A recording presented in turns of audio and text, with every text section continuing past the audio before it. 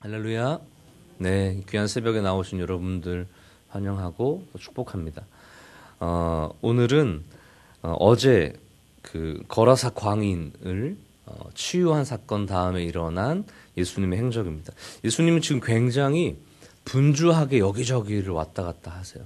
우리 이제 1장 이후에 보면 예수님이 공생의 사역을 진행할 때 보면 이 갈릴리 호수를 중심으로 가버나움, 거라사, 또 가버나움, 거라사, 또 산에 올라가시고 들에 가시고 왔다 갔다 하시면서 복음을 전하고 주님께서 주셨던 어떤 생명의 말씀들을 계속적으로 나타내시고 복음을 전하십니다.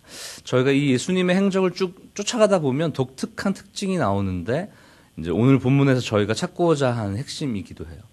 많은 곳을 돌아다니시고 많은 사람들을 만나시고 많은 사역들을 하시는데 독특한 특징이 뭔가 하면 예수님의 발걸음이 머문 자리, 예수님이 어떤 사역들을 일으키는 어떤 현상들은 매우 특정한 어떤 인물들을 만나면서 일어난다는 것입니다. 즉 여기저기 막 다니시는데 어떻게 예수님을 만나고 예수님과 어떻게 특별한 사건들이 일어나는가 하면 특별한 어떤 사람들을 통해서 그 사람들에게 어떤 일들이 일어나면서 진행된다는 것을 봅니다. 저희는 오늘 이 본문에서 주목하는 것은 딱 한 가지예요. 예수님의 발걸음을 멈춘 힘이 무엇인가? 여러 지역을 다니고 여러 사람을 만나고 여러 곳을 가고 여러 일들이 일어나는데 도대체 예수님의 발걸음을 멈추게 하는 힘은 과연 무엇인가를 우리가 주목하고자 하는 것입니다. 그 하나에. 그리고 그것을 통해서 저에게 적용하고자 하는 것은 우리의 삶 가운데서도 그냥 예수님이 스쳐 지나가고 그냥 흘러가는 게 아니라 어떻게 하면 나의 삶의 현장에 나의 삶의 자리에 예수님이 멈추어 서서 예수님과 함께 나의 삶을 살아갈 것인가. 그 주님이 나에게 이러한 놀라운 일들이 어떻게 일어날 것인가. 어떤 사람에게는 예수님이 스쳐 지나갔고 어떤 사람에게는 예수님이 멈추었는데 그 힘은 무엇인가. 그 이유는 무엇인가에 주목하고자 하는 것입니다. 여러분 말씀을 잠깐 우리가 눈으로 잠깐만 보면요. 21절에 보면 이렇게 나와 있습니다. 예수께서 배를 타고 다시 맞은편으로 건너가시니 큰 무리가 그에게 모여 있거늘 이에 바닷가에 계시더니 그리고 24절에 보면 이에 그와 함께 가실새 큰 무리가 따라가며 애워싸 밀더라. 큰 무리가 예수님과 함께하며 따라다니면서 예수님의 기적과 이적들을 체험하기 위해서 막 예수님 가까이 있고 예수님 밀치기도 하고 막 요청하기도 합니다. 그런데 예수님의 관심은 거기 없어요. 희한하죠. 많은 사람들이 모여있고 많은 사람들이 막 함께하는 그 자리에서 뭔가를 베풀고 기적을 일으키고 하실 것 같고 그 사람들을 만날 것 같은데 예수님의 관심은 전혀 없습니다. 또 여러분 오늘 본문 이전에 보면 그 돼지떼 2,000마리나 이렇게 몰아내고 이 거라사 지역에 유명했던 광인을 치유하는 현장에서 예수님이 충분히 머물러 있으면서 큰 무리들과 함께 어떤 영광을 누리거나 명예를 누리거나 기쁨을 누릴 수 있는데 예수님 굉장히 분주한 듯이 이 일, 거라사 광인의 사건이 일어난 다음에 그냥 다시 건너편 가버나움 지역으로 떠나세요. 아무 미련 없이. 그러니까 예수님께서 지금 누군가를 만나고 싶어 하시고 큰 무리, 자신을 막 애워싸고 흔드는 그 존재들이 예수님의 관심을 끄는 것이 아니라 이제 오늘 만났던 두 명의 인물, 야이로라는 회당장과 그리고 12해 동안 혈루증으로 앓은 여인을 만나기 위해서 막 움직이시는 거예요. 근데 사실은 우리에게 좀 적용해야 되죠. 많은 큰 무리들, 애워싸는 무리들, 예수님을 아무리 흔들어도 예수님의 관심을 받을 수 없다는 거예요. 예수님 만날 수 없다는 거예요. 그러면 어떻게 하면 이 야이로와 그 다음에 이 혈루증 얻은 여인처럼 어떻게 하면 예수님을 만날 것인가에 대한 관심이 저에게 있어야 되죠. 이들이 어떻게 예수님을 대했기에 예수님이 막 동분서주 다니시다가 어느 지점에서 멈추어서 그들을 만나셨고 그들의 필요를 채우셨고 이제 실제로 보면 놀라운 이 구원의 역사가 일어나게 되었는가를 우리가 좀 살펴보는 것이 필요합니다. 그냥 결론적으로 말하자면 큰 무리 군중 심리 분위기가 아니라 자신의 전체의 삶을 올인하는 사람이 예수님을 만나는 사람이었습니다. 그냥 예수님께 어떤 필요한 어떤 기적, 어떤 체험, 어떤 자신에게 원하는 것들을 얻고자 하는 것이 아니라 그래서 그냥 기계적으로 어떤 이렇게 방법적으로 예수님을 대하는 게 아니라 자신의 전부를 드린 사람이 예수님의 그 아주 분주한 발걸음을 멈추게 하고 예수님의 시선을 느끼게 하고 예수님의 강력한 능력을 경험한 사람이 되었습니다. 오늘 우리는 이 두 명의 인물들을 보면서 우리에게는 어떤가? 우리가 만약에 이 시대에 예수님께서 이제 막 사역하시러 막 향남에도 오셨다가 저기 정남에도 가셨다가 양감에도 가시는 그런 분주한 상황이라면 내 삶의 현장에도 예수님 발걸음을 멈추고 나를 보고 나를 만나고 나와 함께 하시는가에 대해서 우리가 실제적으로 저희가 느껴야 됩니다. 나에게서 그런 영적인 힘이 있는가? 예수님의 발걸음을 멈추게 하는 힘이 있는가? 우리 먼저 22절과 24절 말씀을 한 번 더 집중해서 꼼꼼하게 한번 같이 읽어보겠습니다. 22절과 24절 말씀까지 한번 같이 읽어보겠습니다. 시작. 예수를 보고 발 앞에 엎드려 간곡히 구하여 이르되 내 어린 딸이 죽게 되었사오니 오셔서 그 위에 손을 얹으사 그로 구원을 받아 살게 하소서 하거늘 이에 그와 함께 가실새 큰 무리가 따라가며 애워싸 밀더라. 여러분, 이 첫 번째 예수님을 이 가버나움 지역에서 만난 인물이 누구입니까? 예, 야이로라 하는 인물입니다. 그럼 야이로의 직업은 뭐라고 정확하게 나오죠? 예, 회당장이었다 이렇게 나옵니다. 회당장. 우리 큐티 그 옆에 보면 해설에도 잠깐 나오는데 회당장이 뭔가 하면 지금에 보면 교회입니다. 교회. 그 당시 유대인들의 교회. 그러니까 회당이 변화돼서 이제 예수님 만난 그리스도인들이 회당에 모이면서 교회처럼 바뀐 거거든요. 그러니까 이 어떤 지역의 영적인 거점이에요. 종교적인 중심지입니다. 특히 유대인들은 이 유대교를 믿은 유일한 그 종교를 가지고 있는 어떤 전체 민족의 어떤 그 종교였기 때문에 회당장, 즉 유대교인들이 모여서 말씀 낭독하고 예배드리고 종교적 활동하는 그 지역의 회당은 매우 중요한 장소였습니다. 삶의 거점이고 종교의 거점이고 어떤 모든 사람들이 모여서 함께 있는 공간이었죠. 그 지역의 그 회당의 장이었다, 리더였다는 것은 그 지역의 유대인들의 우두머리이고 리더였다는 것을 말하는 거죠. 근데 여러분 보세요. 그 회당장 중에 하나인 야이로란 그 리더 그룹 중에 속한 그 지역의 나름대로 유지에 속하는 사람이 와서 예수님께 어떻게 합니까?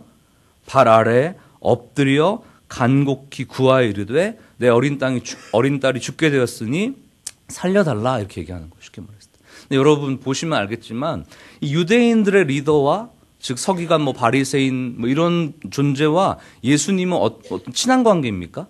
전혀 그렇지 않죠. 예수님이 당시에 영적인 슈퍼스타였잖아요. 많은 사람들을 고치고 치료하고 하나님 나라의 복음을 전파해서 구원받게 하는 사건을 통하여서 그 당시에 있었던 유대인들의 어떤 지도자들은 영적인 리더십이 어떤 자기들의 권위가 흔들리는 상황이었어요.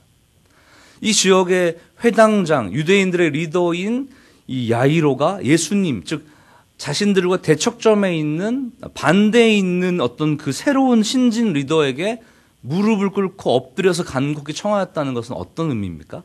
자신의 위치, 반대편에 있는 자신의 위치가 흔들릴 수 있죠.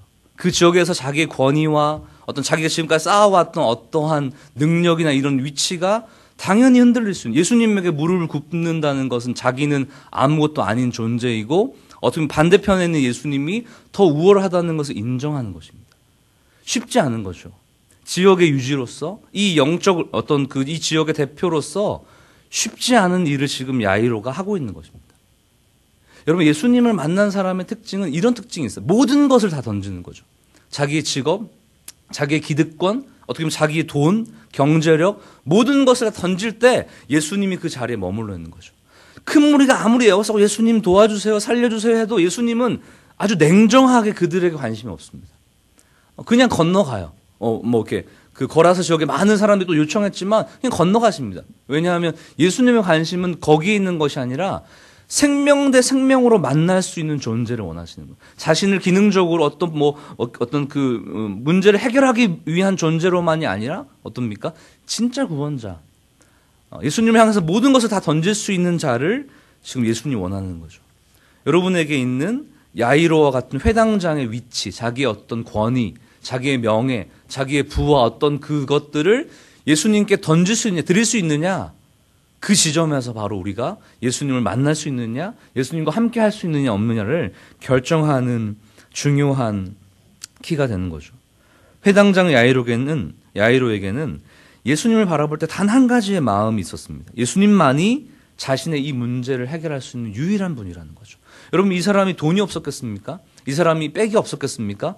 그 지역에 어떻게 보면 지역을 넘어서서 다른 지역에 용하다는 의원들을 다 데리고 와도 딸이 고쳐지지 않는 거예요. 이 문제 해결책이 없는 것이에요. 그럴 때 예수님께 찾아가서 자기 모든 것을 던졌다는 것은 예수님을 향한 완벽한 절대적인 신뢰와 확신을 가지고 있었다는 것이죠. 예수님만이 자신의 이 풀리지 않은 문제를 해결할 수 있는 존재라는 것을, 즉 신적인 존재, 구원자라는 것을 믿음으로 고백하며 엎드려 간곡히 구했을 때에, 왜냐하면 여기서 보시면 큰 무리, 그 지역에 있었던 수많은 사람들이 자신이 무릎 꿇는 거, 예수님께 간곡히 구하는 것을 다 지켜보고 있습니다. 자신의 위신, 자신의 권위, 지금까지 쌓아왔던 영적 리더십이 다 흔들릴 수 있어요. 근데 그거 중요하지 않았죠. 예수님이 전부라는 것을 고백하는 것이 그의 삶과 행위에 다 담겨 있는 것이죠. 여러분, 저의 신앙을 이 지점에서 잠깐 살펴봐야 됩니다. 저희가 예수님 바라봤을 때, 하나님 대할 때 이 절박함과 절대적인 신뢰를 가지고 바라보고 있는지. 그렇지 않다면 사실은 예수님이 스쳐갔던 수많은 무리들과 똑같은 지점에 저희도 속해 있습니다. 이 무리들도 예수님 믿는다고 하면서 주변에 있는 거예요. 예수님이 자신의 문제를 해결할 수 있다고 생각하면서 그 주변에 있으면서 막 있는 것입니다. 하지만 전부를 드리진 않았죠. 예수님이 자신의 전부라고 고백한 것은 아니었기 때문에 예수님과의 영적인 만남과 교제는 일어나지 않았던 것이죠. 저의 모습을 한번 돌이켜보는 시간이 되었으면 좋겠습니다. 그리고 두 번째, 예수님을 만나고 예수님의 그 분주한 발걸음을 멈춘 인물은 우리 25절부터 등장하는데요. 12년 동안 혈루증을 앓은 여인이었습니다. 혈루증은 여인들이 하혈하는 것을 말해요. 그러니까 생리가 멈추지 않는 중병입니다. 지금 현재에도 일어나는 질병 중에 하나인데요. 신체적인 어떤 이렇게 물리적인 생물학적인 문제, 빈혈, 여러 가지 문제가 발생하지만 이 당시에서는 하혈하는 여인들을 향해서 이 혈루증이 걸려 있으면 부정한 여인으로 간주했습니다. 그래서 레위기 15장 15절에서 30절까지 보면 부정하고 더럽혀진 사람으로 취급받아서 이 유대인들의 공중의 모임에 참여할 수 없었어요. 유대인들의 공동체에 함께할 수 없었습니다. 그래서 공동체 바깥에서 생활했던 외톨이와 따돌이였어요. 이혼을 당하는 것은 그냥 너무 당연한 처사였습니다. 유대인 공동체는 이게 패밀리 집단이에요. 가족 공동체였기 때문에 이 가족 공동체, 마을 공동체에서 이렇게 벗어난다는 것은, 특히 여인에게 벗어난다는 것은 죽음의 위협이 있는 것이죠. 여러분, 그것은 1, 2년의 문제가 아니었고 몇 년 동안이었습니까? 12년 동안 고통당하고 12년 동안 아무도 근처에 오지 않아요. 더러운 여인이라고 욕합니다. 하나님께 버림받았다고 얘기합니다.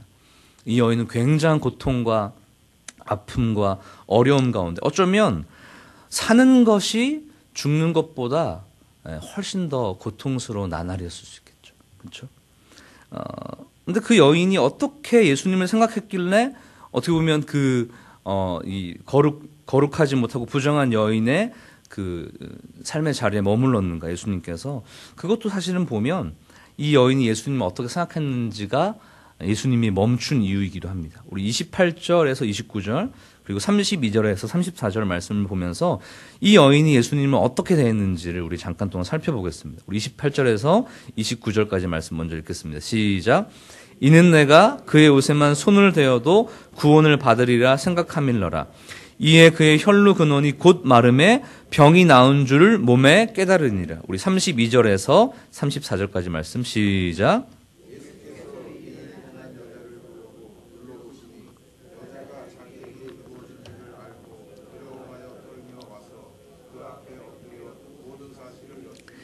예수께서 이르시되 딸아 내 믿음이 너를 구원하였으니 평안히 가라. 내 병에서 놓여 건강할지어다. 여러분, 이 12해 동안 혈루증으로 앓아온 여자가 아무도 해결할 수 없었던 문제이죠. 모든 재산을 팔고 모든 힘을 다해서 했는데 12년 동안 해결되지 않았는데 여인에게 예수님에 대한 소문이 들렸습니다. 예수님이 그 선지자라는 존재가 이렇게 기적을 행하신다더라. 근데 이 예수님을 바라보는 여인의 마음에 여러분 어떠한 그 마음이 들었습니까? 결국은 자신의 이 문제를 해결할 수 있는 유일한 분이 예수님이라는 것을 인식했던 거죠. 근데 중요한 게 뭐냐 하면 여인이 했던 행동에 속해요. 이 여인은 부정한 여인이었기 때문에 공동체 안으로 들어갈 수 없습니다.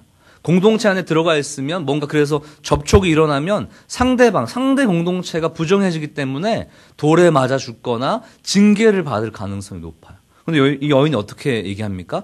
예수님의 몸이 아니라 옷에 손만 대도 낫겠다라고 얘기하면서 예수님의 옷에 자신의 손을 댑니다. 근데 이것은 굉장히 여인에게 위험한 일이에요. 아까 말했지만 부정한 여인으로서 어떤 이게 터치를 통해서 손길을 통해서 다른 사람을 부정하게 만들 수 있기 때문에 이 일은 매우 위험한 일, 생명의 위협을 받을 수. 그 당시 예수님은 이 많은 사람들을 몰고 다니는 슈퍼스타였기 때문에 자칫 이 여인의 잘못된 부정한 행동이 자신의 생명의 위협까지 줄 수 있습니다. 그렇다면 예수님은 이 여인은 어떠한 마음으로 예수님을 대한 것입니까? 예, 자신의 생명을 내거는 마음으로 예수님에게 다가가는 것이죠. 그냥 단순히 자신의 생명을, 질병을 치료할 존재가 아니라 이 몸에 그 옷에 손을 대는 것을 통하여서 자신이 죽을 수도 있다는 생각을 하면서 나가는 거예요. 다시 말하면 죽음과 맞바꾼 예수님과의 만남이 되는 거죠. 아주 절박하고 완전한 신뢰와 완전한 예수님을 구원자로 여겼기 때문에 이 일이 가능했던 거죠. 단순히 기능적으로 예수님을 바라보는 것이 아니라 자신의 전체를 드리면서 자신을 치료할 수 있는 존재로 여겼다라는 것입니다. 오늘 본문의 두 명이 예수님을 만났던 것은 한 가지 이유예요. 자신의 전부를 드렸던 것. 그래서 예수님을 그만큼 값어치 있게 여겼던 것이죠.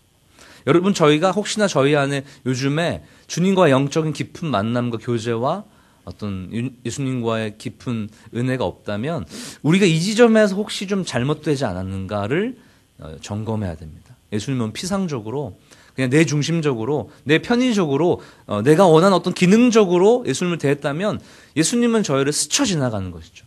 저희 안에 아무런 예수님과의 만남과 일들이 일어나지 않게 되죠. 하지만 다시 머물러 서서 내가 예수님을 향하여서 전부를 드리고 내 생명에 위협이 있고 내 어떤 문제가 일어나도 예수님을 만나겠다는 절박함이 있다면 우리 가운데에서는 오늘 이 두 명의 존재와 같이 예수님을 만나는 역사가 있게 될 줄 믿습니다. 여러분, 이 마지막으로 보면 이 본문에 보면 굉장히 독특한 그 단어가 등장해요. 23절 끝에 보면 그로 구원을 받아 살게 하소서. 그리고 28절에도 보면 끝에 보면 그의 옷에만 손을 대어도 구원을 받으리라 이렇게 얘기합니다. 이거 굉장히 독특한 말이에요. 왜냐하면 이 야이로와 그 다음에 12해 동안 혈루증 얻은 여인이 예수님을 향해서 얻게 되는 것이 무엇인가 하면 자신을 고치고 치료하겠다, 치료원 받겠다, 고침받겠다는 얘기가 아니라 자신이 구원을 받겠다라고 이야기하고 있어요. 고친다는 얘기를 하고 있지 않고 치료한다는 얘기를 하고 있지 않고 구원한다는 것을 얘기하죠. 이건 단순히 육체적인 어떤 치료, 고침의 역사만을 기대하는 것이 아니라 자신의 아까 말했던 12해 동안 알아왔던 그 소외됨, 상처, 아픔, 자신의 전 인생을 구출해줄, 구원해줄 존재로 예수님을 인식했다는 것을 얘기하는 것입니다. 기능적인 존재가 아니라. 저희가 예수님 대할 때 지금의 나의 모든 삶의 문제들을 해결할 존재뿐만 아니라 나의 모든 전체를 주님께 드릴 수 있는 구원자로 여기는가가 예수님과 우리가 만나는 지점이 되는 것이죠. 다시 한번 저의 삶에서 이러한 주님과의 깊은 교제 회복을 위해서 내가 어떻게 주님을 바라보고 있는가를 다시 한번 점검하고 피상적이고 기능적인 존재가 아니라 정말 나의 구원자, 내 모든 것을 맡길 수 있는 존재로 여길 수 있게 되기를 예수님의 이름으로 축복합니다. 아멘. 하나님 감사합니다. 우리 안에 다시 한번 예수님에 대해서 우리가 어떻게 바라보는지를 점검하게 하시니 감사합니다. 주님, 저희가 큰 무리들, 예수님이 애워싸고 흔들지만 예수님의 관심을 받지 못하고 스쳐 지나가는 존재는 아닙니까? 몇 개월 아니면 수년 동안 우리 가운데 냉랭하고 예전에 예수님 만났지만 지금 현재 오늘 주님을 만나고 그 생생한 주님과의 사건이 없는 그냥 냉랭한 상태는 아닌지. 주님, 혹시나 우리가 주님을 향하여서 바라봤을 때 기능적으로 그냥 단순히 우리 문제를 해결하는 어떠한 좋은 존재로만 보고 있진 않는지. 주님 다시 한번 이 야이로와 12해 동안 혈루증 앓은 여인처럼 나의 구원자, 내 생명, 내 위치, 내 모든 것을 던져서 주님 만나고 싶다. 주님과 함께하고 싶다는 절박함과 그런 인식이 저희 가운데 있어서 오늘 이 새벽에 오늘 이 하루 주님과 깊이 교제하고 주님의 영적인 터치를 경험하고 주님과 함께하는 은혜가 오늘 우리의 삶 가운데 일어나게 하여 주옵소서. 감사함 예수님의 이름으로 간절히 기도하옵나이다. 아멘. 하늘에 계신 우리 아버지여